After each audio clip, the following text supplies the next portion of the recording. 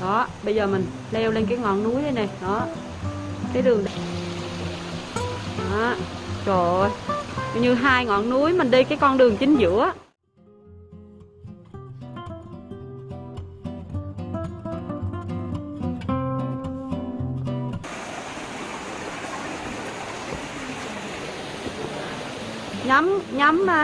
Nhắm bạn của Chô đi phía bên kia cao hơn. Cái núi này hồi xưa chiến tranh là Chô nói là không có cho đi vô đây, bởi vì là lính ở trong đây nè. Đó, ở giữa hai cái khe núi nè. Đó, đẹp chưa? Rồi ơi, đó, cái con đường đi giữa hai núi nè, y như phim luôn.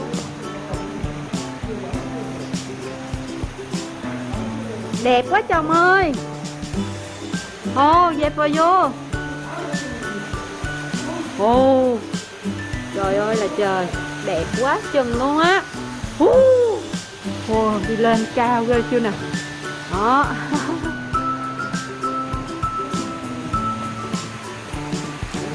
Rồi nè. Con đường tiếng mỏ đó, đây nè. Giữa hai cái khe núi mà có cái đường quá đẹp.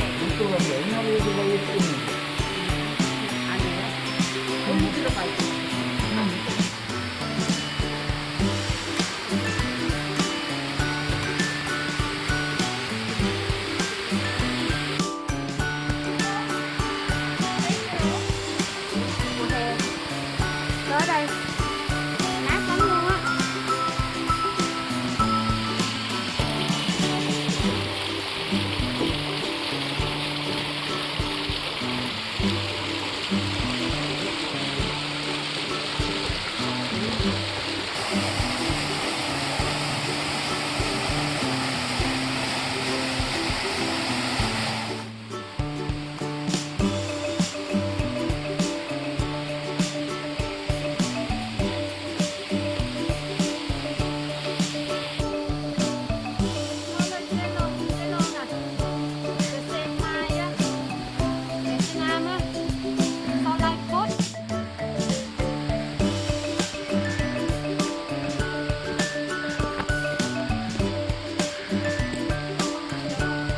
Đó, ông chồng ông nói là cái hoa này nó giống như là cái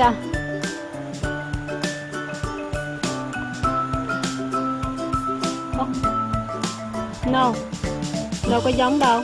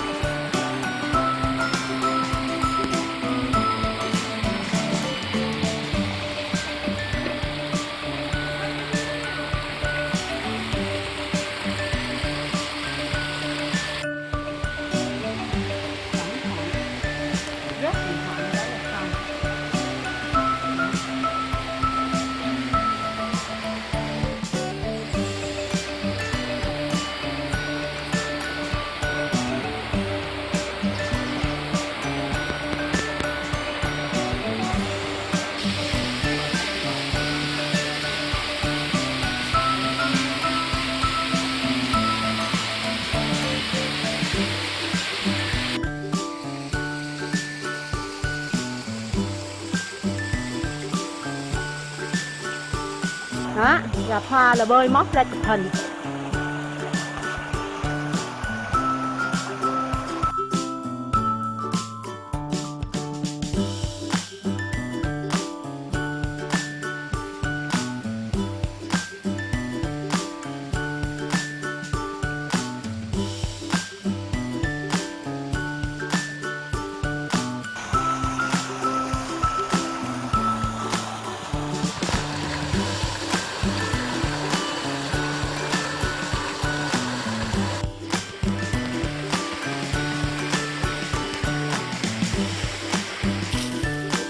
Morreu.